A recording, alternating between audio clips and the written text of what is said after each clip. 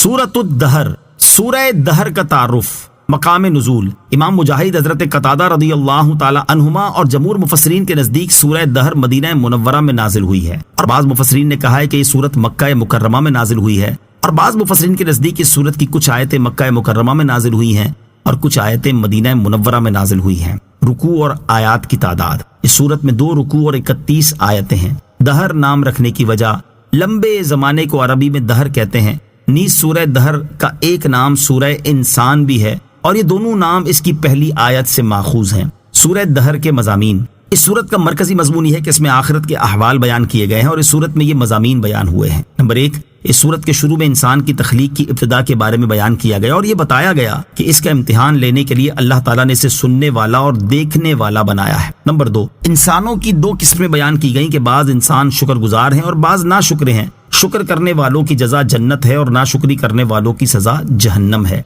Number 3, नेक मुसलमानों की जजा जन्नत के औसाफ बयान किए गए और उनके वो अमाल बताए गए जिसकी वजह से वो इस जजा के मुस्तहिक हुए।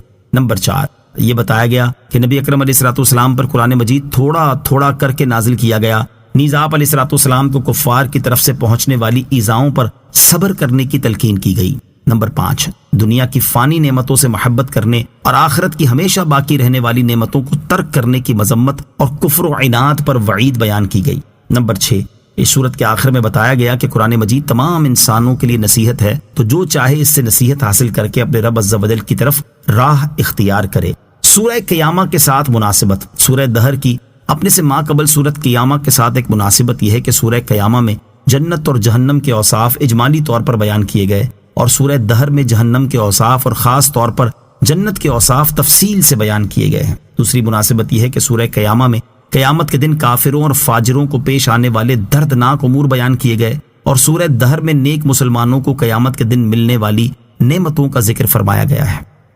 बिस्मिल्लाहिर्रहमानिर्रहीम।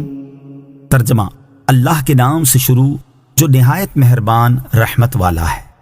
हल अता अलल इंसानि हीनुम मिनद्दहरि लम यकुन शैअम मज़कूरा।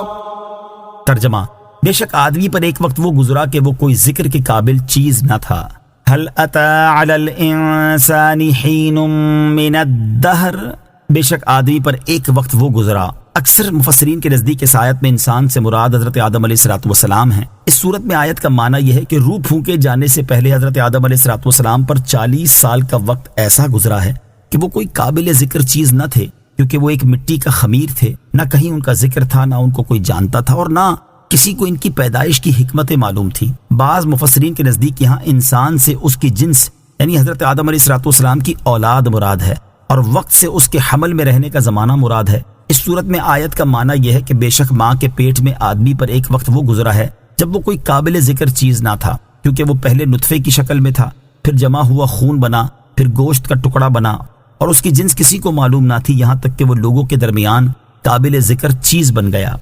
नबी करीम अलैहिस्सलाम की अज़मत व शान, यहाँ एक नुक्ता काबिल जिक्र है कि हज़रत आदम अलैहिस्सलाम पर एक ज़माना ऐसा गुजरा है कि उनका कहीं जिक्र न था, जबकि अल्लाह ताला ने कायनात वजूद में आने से पहले ही अपने हबीब अलैहिस्सलाम का जिक्र जारी फरमा दिया और आप अलैहिस्सलाम की अज़मत को बयान फरमा दिया, जैसा कि इरशाद बारी ताला है, वइज़ अख़ज़ल्लाहु मीसाक़न नबिय्यीन लमा आतैतुकुम मिन किताबिन व हिकमतिन सुम्मा जाअकुम रसूलुम मुसद्दिक़ुन लिमा मअकुम लतुअ्मिनुन्न बिही व लतंसुरुन्नह क़ाल अअक़ररतुम व अख़ज़्तुम अला ज़ालिकुम इस्री क़ालू अक़ररना क़ाल फ़अशहदू व अना मअकुम मिनश्शाहिदीन। तर्जमा, और याद करो जब अल्लाह ने नबियों से वादा लिया कि मैं तुम्हें किताब और हिकमत अता करूंगा, फिर तुम्हारे पास वो अजमत वाला रसूल तशरीफ लाएगा जो तुम्हारी किताबों की तस्दीक फरमाने वाला होगा, तो तुम जरूर जरूर उस पर ईमान लाना और जरूर जरूर उसकी मदद करना। अल्लाह ने फरमाया, ए अंबिया, क्या तुमने इस हुक्म का इकरार कर लिया और इस इकरार पर मेरा भारी जिम्मा ले लिया? सब ने अर्ज की, हमने इकरार कर लिया। अल्लाह ने फरमाया, तो अब एक दूसरे पर भी गवाह बन जाओ और मैं खुद भी तुम्हारे साथ गवाहों में से हूँ। اور حضرت آدم علیہ الصلوۃ والسلام نے اپنی پیدائش کے بعد عرش پر نبی کریم صلی اللہ تعالی علیہ وآلہ وسلم کا نام پاک لکھا دیکھا اور آپ علیہ الصلوۃ والسلام کی عظمت کو پہچان گئے، جیسا کہ حضرت عمر بن خطاب رضی اللہ تعالی عنہ سے روایت ہے۔ رسول کریم صلی اللہ تعالی علیہ وآلہ وسلم نے ارشاد فرمایا، جب حضرت آدم علیہ الصلوۃ والسلام سے لغزش سرزد ہوئی تو انہوں نے عرش کی طرف اپنا سر اٹھایا اور عرض کی، اے اللہ، میں محمد کے وسیلے سے سوال کرتا ہوں کہ تو میری مغفرت فرما دے۔ اللہ تعالیٰ نے حضرت آدم علیہ الصلوۃ والسلام کی طرف وحی فرمائی کہ محمد کون ہے؟ حضرت آدم علیہ الصلوۃ والسلام نے عرض کی، اے اللہ عز و جل، تیرا نام برکت والا ہے۔ جب تو نے مجھے پیدا کیا تو میں نے سر اٹھا کر تیرے عرش کی طرف دیکھا تو اس میں لکھا ہوا تھا، لا الہ الا اللہ محمد الرسول اللہ۔ تو میں نے جان لیا کہ تیری بارگاہ میں اس شخص سے زیادہ کسی کا مرتبہ اور مقام نہ ہوگا جس کا نام تو نے اپنے نام کے ساتھ لکھا ہے۔ اللہ تعالیٰ نے حضرت آدم علیہ الصلوۃ والسلام کی طرف وحی فرمائی، اے آدم، یہ تیری اولاد میں سے سب سے آخری نبی ہیں اور ان کی امت تمہاری اولاد کی امتوں میں سے سب سے آخری امت ہے، اور اگر وہ نہ ہوتے تو اے آدم میں تمہیں بھی پیدا نہ کرتا۔ اور دنیا میں تشریف آوری سے صدیوں پہلے حضرت عیسیٰ علیہ الصلوۃ والسلام نے آپ کی آمد کی بشارت دی، حتیٰ کہ آپ کا نام تک بتا دیا، جیسا کہ سورہ صف میں ہے، وَإِذْ قَالَ عِيسَى ابْنُ مَرْيَمَ يَا بَنِي إِسْرَائِيلَ إِنِّي رسول اللہ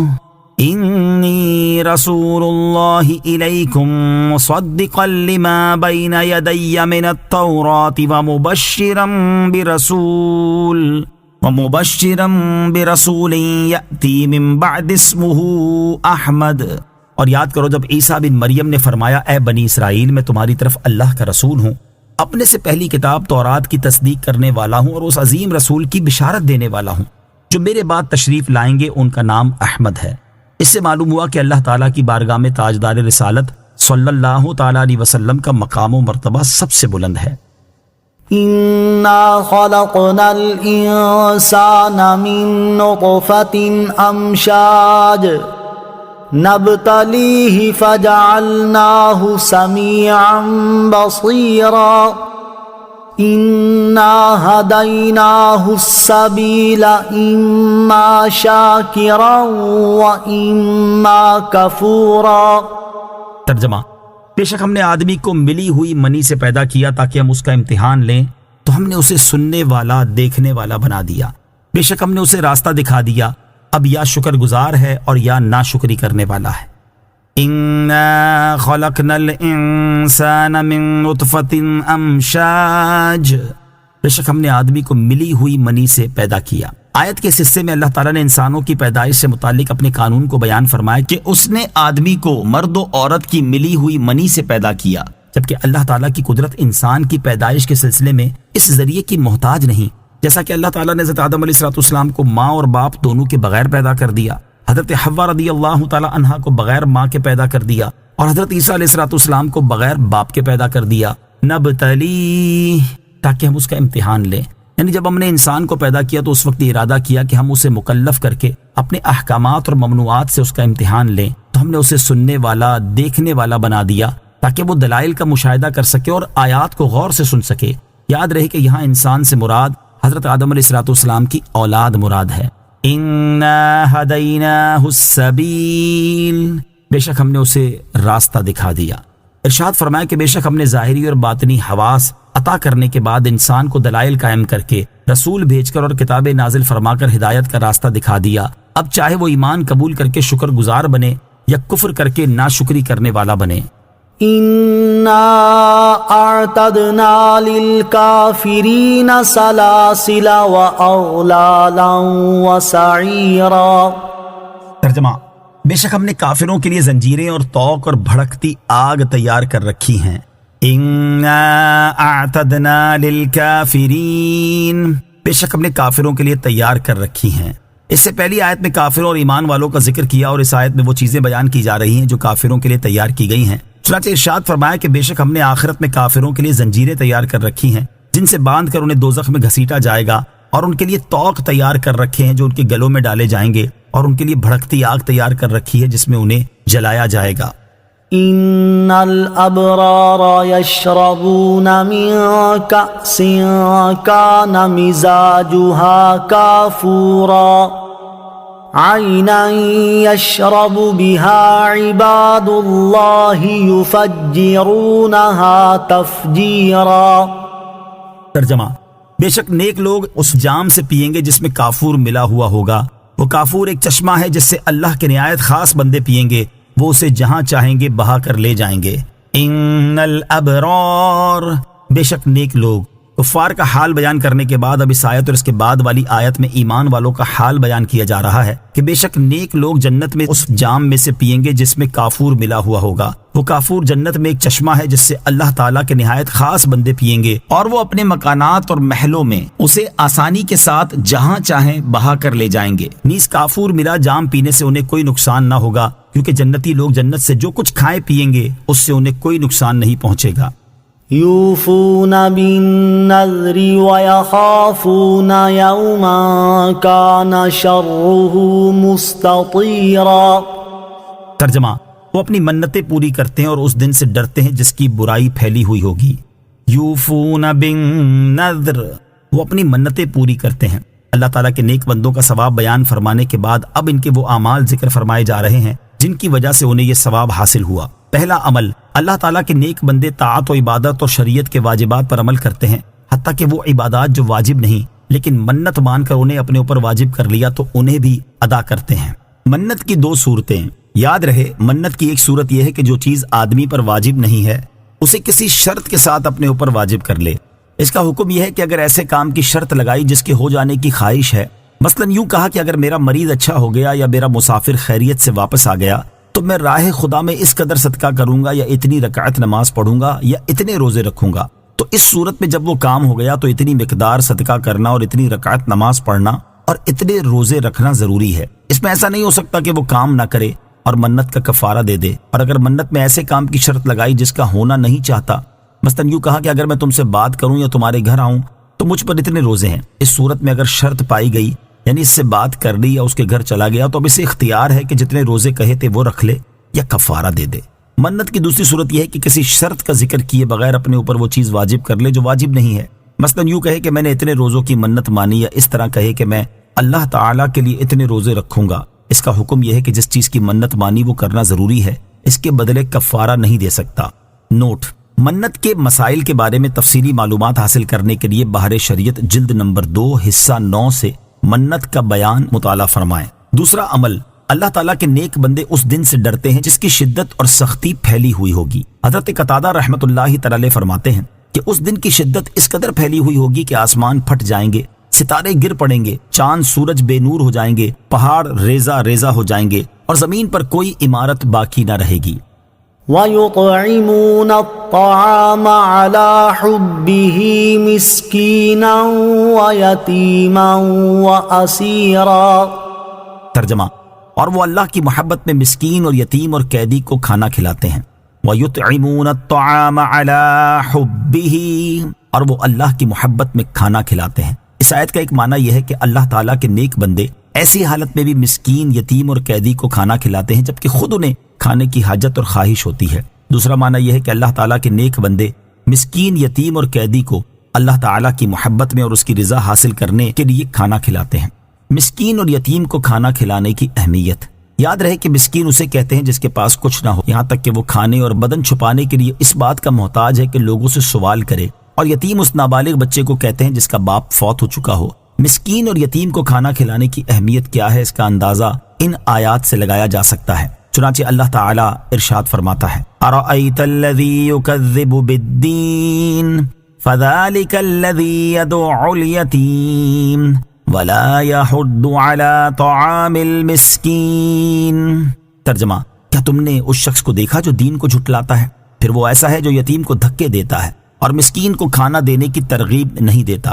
اور ارشاد فرمایا: فَأَمَّا الْإِنسَانُ إِذَا مَا ابْتَلَاهُ رَبُّهُ فَأَكْرَمَهُ وَنَعَّمَهُ فَيَقُولُ رَبِّي أَكْرَمَنِ وَأَمَّا إِذَا مَا ابْتَلَاهُ فَقَدَرَ عَلَيْهِ رِزْقَهُ فَيَقُولُ رَبِّي أَهَانَنِ كَلَّا بَل لَّا تُكْرِمُونَ الْيَتِيمَ وَلَا تَحَاضُّونَ عَلَى طَعَامِ الْمِسْكِينِ۔ ترجمہ، تو بہرحال آدمی کو جب اس کا رب آزمائے کہ اس کو عزت اور نعمت دے تو اس وقت وہ کہتا ہے کہ میرے رب نے مجھے عزت دی، اور بہرحال جب اللہ عز و جل بندے کو آزمائے اور اس کا رزق اس پر تنگ کر دے تو کہتا ہے کہ میرے رب نے مجھے ذلیل کر دیا۔ ہرگز نہیں، بلکہ تم یتیم کی عزت نہیں کرتے اور تم ایک دوسرے کو مسکین کے کھلانے کی ترغیب نہیں دیتے۔ اور ارشاد فرمایا فَلَقْتَحَمَ الْعَقَبَةَ وَمَا أَدْرَاكَ مَا الْعَقَبَةُ فَكُّ رَقَبَةٍ أَوْ إِطْعَامٌ فِي يَوْمٍ ذِي مَسْغَبَةٍ يَتِيمًا ذَا مَقْرَبَةٍ او مسکینا ذا متربہ۔ ترجمہ، پھر بغیر سوچے سمجھے کیوں نہ گھاٹی میں کود پڑا، اور تجھے کیا معلوم کہ وہ گھاٹی کیا ہے؟ کسی بندے کی گردن چھڑانا یا بھوک کے دن میں کھانا دینا، رشتہ دار یتیم کو یا خاک نشین مسکین کو۔ انما نطعمكم لوجه الله لا نريد منكم جزاء ولا شكورا انا نخاف من ربنا یوما عبوسا قمطریرا۔ ترجمہ، ہم تمہیں خاص اللہ کی رضا کے لیے کھانا کھلاتے ہیں، ہم تم سے نہ کوئی بدلہ چاہتے ہیں اور نہ شکریہ، بے شک ہمیں اپنے رب سے ایک ایسے دن کا ڈر ہے جو بہت ترش نہایت سخت ہے۔ انما نطعمکم لوجہ اللہ، ہم تمہیں خاص اللہ کی رضا کے لیے کھانا کھلاتے ہیں۔ اس آیت اور اس کے بعد والی آیت میں فرمایا کہ اللہ تعالیٰ کے نیک بندے ان سے کہتے ہیں کہ ہم تمہیں خاص اس غرض سے کھانا کھلاتے ہیں تاکہ ہمیں اللہ تعالیٰ کی رضا حاصل ہو، اور ہم تم سے کوئی بدلہ یا شکر گزاری نہیں چاہتے، اور اس غرض سے کھانا کھلاتے ہیں کہ بے شک ہمیں اپنے رب عز و جل سے ایک ایسے دن کا ڈر ہے جس میں کافروں کے چہرے نہایت سخت بگڑے ہوئے ہوں گے، لہٰذا ہم اپنے عمل کی جزا یا شکر گزاری تم سے نہیں چاہتے، بلکہ ہم نے یہ عمل اس لیے کیا ہے تاکہ ہم اس دن خوف سے امن میں رہیں۔ کسی کے ساتھ بھلائی کرنے سے مقصود اللہ تعالیٰ کی رضا حاصل کرنا ہو۔ اس سے معلوم ہوا کہ صرف اللہ تعالیٰ کی رضا حاصل کرنے کے لیے کسی کے ساتھ بھلائی کرنی چاہیے، لوگوں کو دکھانا، اپنی واہ واہ چاہنا اور جس کے ساتھ بھلائی کی اس پر احسان جتانا یا اس کی طرف سے کوئی بدلہ حاصل کرنا مقصود نہ ہو۔ ایک اور مقام پر اللہ تعالیٰ ارشاد فرماتا ہے یا ایھا الذین آمنوا لا تبطلوا صدقاتکم بالمن والأذى كالذي ينفق ماله رئاء الناس۔ ترجمہ، اے ایمان والو، احسان جتا کر اور تکلیف پہنچا کر اپنے صدقے برباد نہ کر دو، اس شخص کی طرح جو اپنا مال لوگوں کے دکھلاوے کے لیے خرچ کرتا ہے۔ اور ارشاد فرمایا وما آتیتم من ربا لیربو فی اموال الناس فلا یربو عند اللہ وما آتیتم من زکاة تریدون وجہ اللہ فأولئک هم المضعفون۔ ترجمہ، اور جو مال تم لوگوں کو دو تاکہ وہ لوگوں کے مالوں میں بڑھتا رہے تو وہ اللہ کے نزدیک نہیں بڑھتا، اور جو تم اللہ کی رضا چاہتے ہوئے زکوٰۃ دیتے ہو تو وہی لوگ اپنے مال بڑھانے والے ہیں۔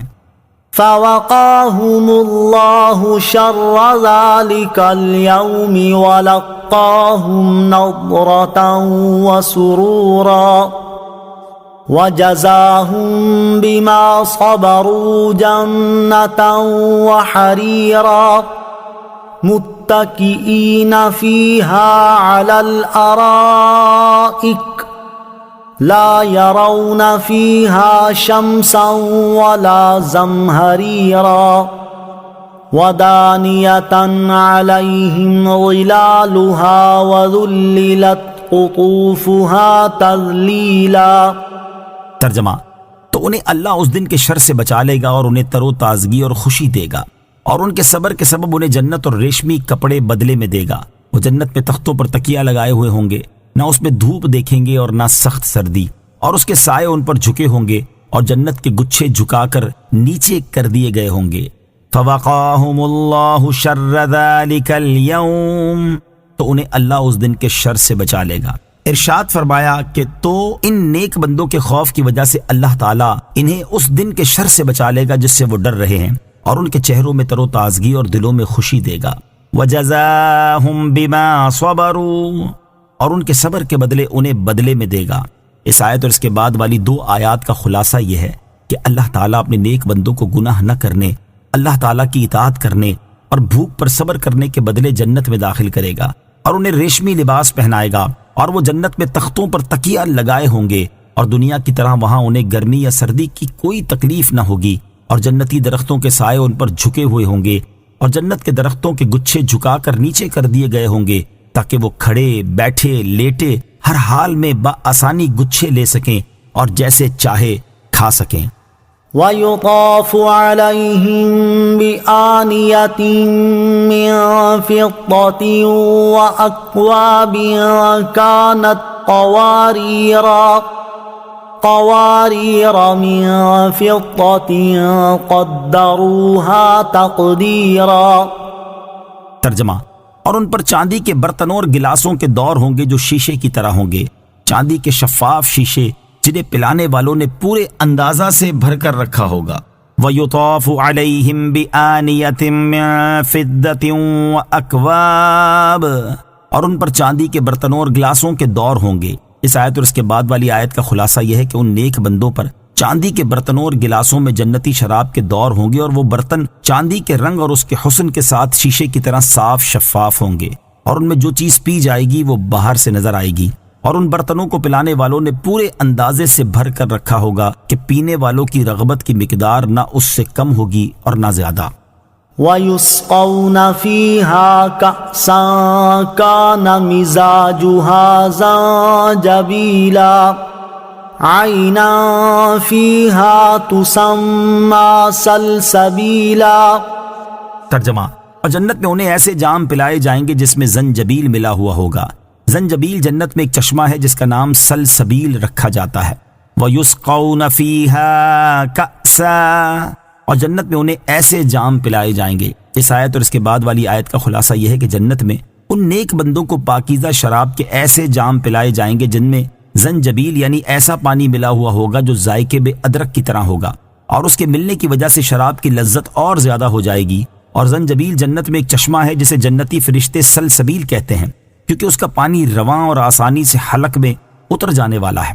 یاد رہے کہ اللہ تعالیٰ کے مقرب بندے خالص اسی چشمے سے پئیں گے، جبکہ ان سے کم درجے والے نیک بندوں کی شرابوں میں اس چشمے کا پانی ملایا جائے گا، اور یہ چشمہ عرش کے نیچے سے جنت عدن سے ہوتا ہوا تمام جنتوں میں گزرتا ہے۔ وَيَطُوفُ عَلَيْهِمْ وِلْدَانٌ مُخَلَّدُونَ إِذَا رَأَيْتَهُمْ حَسِبْتَهُمْ لُؤْلُؤًا مَّنثُورًا۔ ترجمہ، اور ان کے آس پاس ہمیشہ رہنے والے لڑکے خدمت کے لیے پھریں گے، جب تو انہیں دیکھے گا تو انہیں بکھرے ہوئے موتی سمجھے گا۔ وَيَطُوفُ عَلَيْهِمْ بِلْدَانٌ مُخَلَّدُونَ، اور ان کے آس پاس ہمیشہ رہنے والے لڑکے پھریں گے۔ ارشاد فرمایا کہ اور ان نیک بندوں کے آس پاس ہمیشہ رہنے والے لڑکے خدمت کے لیے پھریں گے۔ وہ لڑکے نہ کبھی مریں گے، نہ بوڑھے ہوں گے، نہ ان میں کوئی تبدیلی آئے گی، اور نہ وہ خدمت کرنے سے اکتائیں گے، اور ان کے حسن کا یہ عالم ہوگا کہ جب تو انہیں دیکھے گا تو انہیں ایسے سمجھے گا جس طرح صاف شفاف فرش پر چمکیلے موتی بکھرے ہوئے ہوں۔ اس حسن اور پاکیزگی کے ساتھ جنتی لڑکے خدمت میں مشغول ہوں گے۔ وَإِذَا رَأَيْتَ ثَمَّ رَأَيْتَ نَعِيمًا وَمُلْكًا كَبِيرًا۔ ترجمہ، اور جب تو وہاں دیکھے گا تو نعمتیں اور بہت بڑی سلطنت دیکھے گا۔ وَإِذَا رَأَيْتَ ثَمَّ، اور جب تو وہاں دیکھے گا یعنی اے جنت میں داخل ہونے والے، جب تو جنت میں نظر اٹھائے گا تو وہاں ایسی نعمتیں دیکھے گا جن کا وصف بیان نہیں کیا جا سکتا، اور تو وہاں بہت بڑی سلطنت دیکھے گا جس کی حد اور انتہا نہیں، نہ اسے زوال آئے گا، نہ جنتی کو وہاں سے منتقل کیا جائے گا۔ اور اس سلطنت کی وسعت کا یہ عالم ہے کہ ادنا مرتبے کا جنتی جب اپنے ملک کو دیکھے گا تو 1000 برس کی راہ تک ایسے ہی دیکھے گا جیسے اپنے قریب کی جگہ دیکھتا ہو، اور قوت و دبدبے کا یہ حال ہوگا کہ فرشتے بھی اجازت کے بغیر نہیں آئیں گے۔ عَالِيَهُمْ ثِيَابُ سُندُسٍ خُضْرٌ وَإِسْتَبْرَقٌ وَحُلُّوا أَسَاوِرَ مِن فِضَّةٍ وَسَقَاهُمْ رَبُّهُمْ شَرَابًا طَهُورًا۔ ترجمہ، ان پر باریک اور موٹے ریشم کے سبز کپڑے ہوں گے، اور انہیں چاندی کے کنگن پہنائے جائیں گے، اور ان کا رب انہیں پاکیزہ شراب پلائے گا۔ عالیہم، ان پر ہیں یعنی ان جنتیوں کے بدن پر باریک اور موٹے ریشم کے سبز کپڑے ہوں گے، اور انہیں چاندی کے بھی کنگن پہنائے جائیں گے، اور ان کا رب عز و جل انہیں پاکیزہ شراب پلائے گا جو کہ انتہائی پاک صاف ہوگی، نہ اسے کسی کا ہاتھ لگا ہوگا، نہ کسی نے اسے چھوا ہوگا، اور نہ وہ پینے کے بعد دنیا کی شراب کی طرح جسم کے اندر سڑ کر پیشاب بنے گی، بلکہ اس شراب کی صفائی کا یہ عالم ہے کہ جسم کے اندر اتر کر پاکیزہ خوشبو بن کر جسم سے نکلتی ہے، اور جنت میں رہنے والوں کو کھانے کے بعد شراب پیش کی جائے گی، اسے پینے سے ان کے پیٹ صاف ہو جائیں گے، اور جو کچھ انہوں نے کھایا ہوگا وہ پاکیزہ خوشبو بن کر ان کے جسموں سے نکلے گا، اور ان کی خواہشیں اور رغبتیں پھر تازہ ہو جائیں گی۔ ان هذا كان لكم جزاء وكان سعيكم مشكورا۔ ترجمہ، ان سے فرمایا جائے گا بے شک یہ تمہارے لیے صلہ ہے اور تمہاری محنت کی قدر کی گئی ہے۔ ان هذا كان لكم جزاء، بے شک یہ تمہارے لیے صلہ ہے۔ جب جنت میں داخل ہونے کے بعد جنتی اس کی نعمتوں کا مشاہدہ کریں گے تو ان سے فرمایا جائے گا بے شک یہ نعمتیں اللہ تعالیٰ کی طرف سے تمہاری اطاعت اور فرما برداری کا صلہ ہے، اور تمہاری محنت کی قدر کی گئی ہے کہ تم سے تمہارا رب راضی ہوا اور اس نے تمہیں ثواب عظیم عطا فرمایا۔ انا نحن نزلنا عليك القرآن تنزیلا۔ ترجمہ، اے حبیب بے شک ہم نے تم پر تھوڑا تھوڑا کر کے قرآن اتارا۔ انا نحن نزلنا عليك القرآن تنزیلا، بے شک ہم نے تم پر تھوڑا تھوڑا کر کے قرآن اتارا۔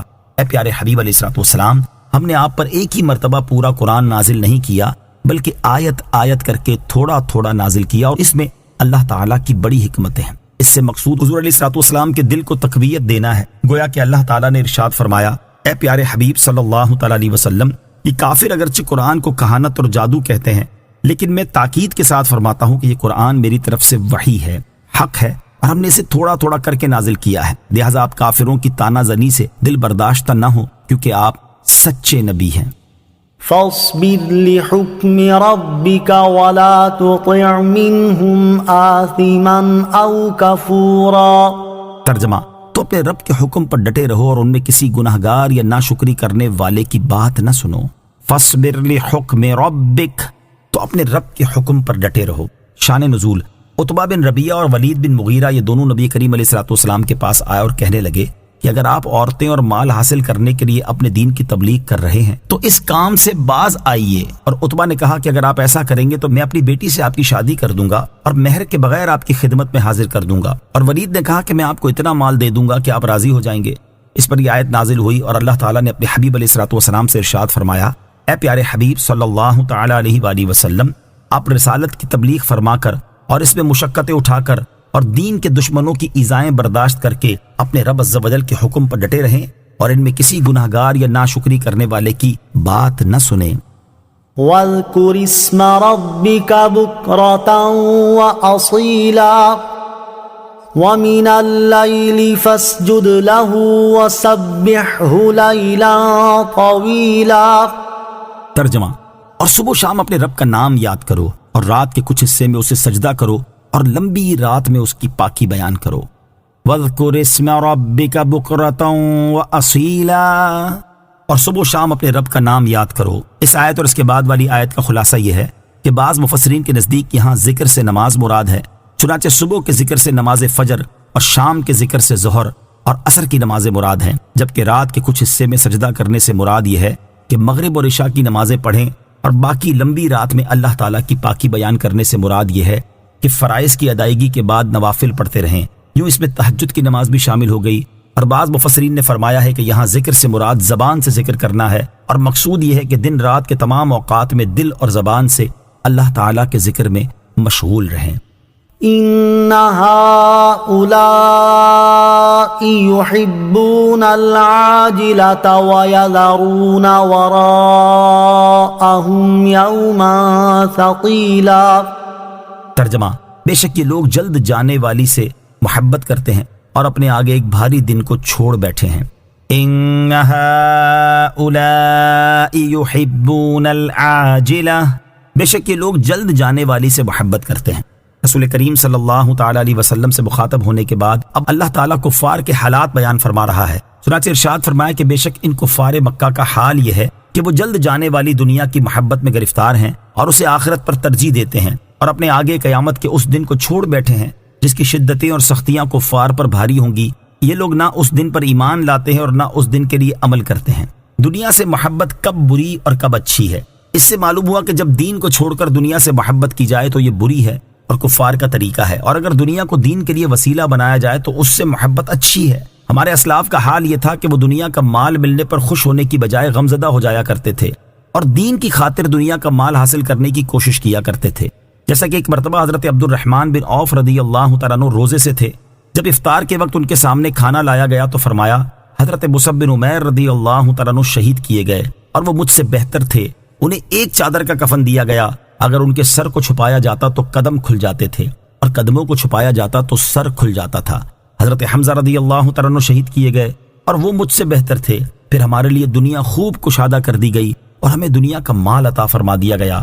میں اس بات سے ڈرتا ہوں کہ کہیں یہ ہماری نیکیوں کا جلد بدلہ نہ مل رہا ہو۔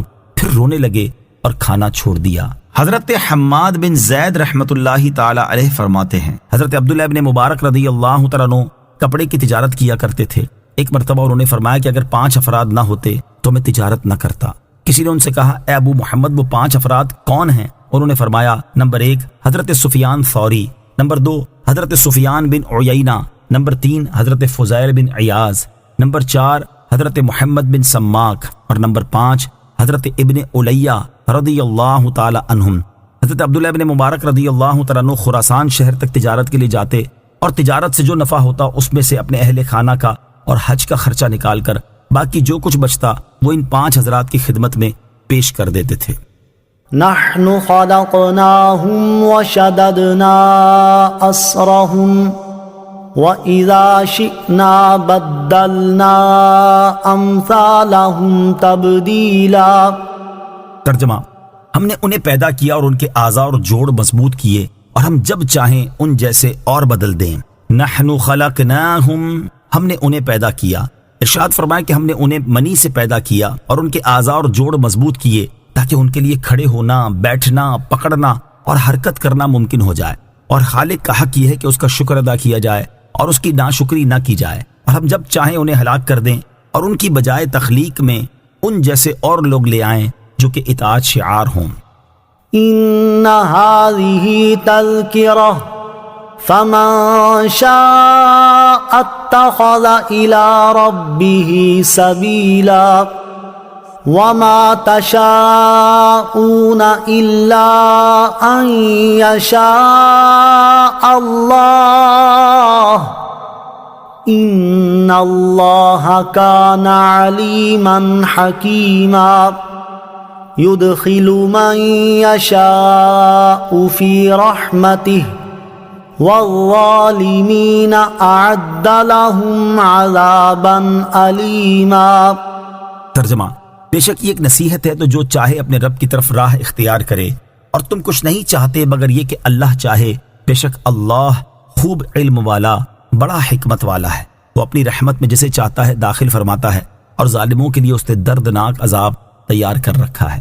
ان هذه تذکرہ، بے شک یہ ایک نصیحت ہے۔ ارشاد فرمایا کہ بے شک یہ صورت مخلوق کے لیے نصیحت ہے، جو چاہے دنیا میں اپنی ذات کے لیے اپنے رب عز و جل کی عبادت کر کے اور اس کے رسول کی پیروی کر کے اپنے رب عز و جل کی طرف راہ اختیار کرے۔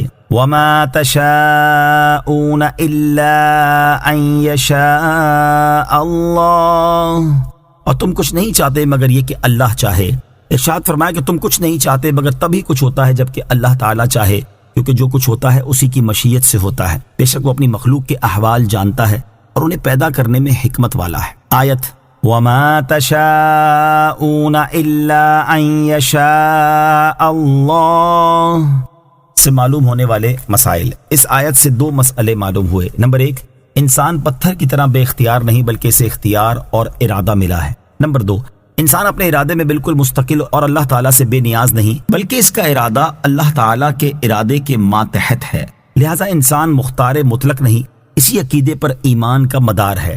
یدخل من یشاء فی رحمتہ، وہ اپنی رحمت میں جسے چاہتا ہے داخل فرماتا ہے، یعنی اللہ تعالیٰ جسے چاہتا ہے اسے اپنے فضل و احسان سے ایمان عطا فرما کر اپنی جنت میں داخل فرماتا ہے، اور کافروں کے لیے اس نے دردناک عذاب تیار کر رکھا ہے، اور وہ ظالم اس لیے ہیں کہ انہوں نے اللہ تعالیٰ کی عبادت کرنے کی بجائے بتوں وغیرہ کی عبادت کر کے اپنی جانوں پر ظلم کیا ہے۔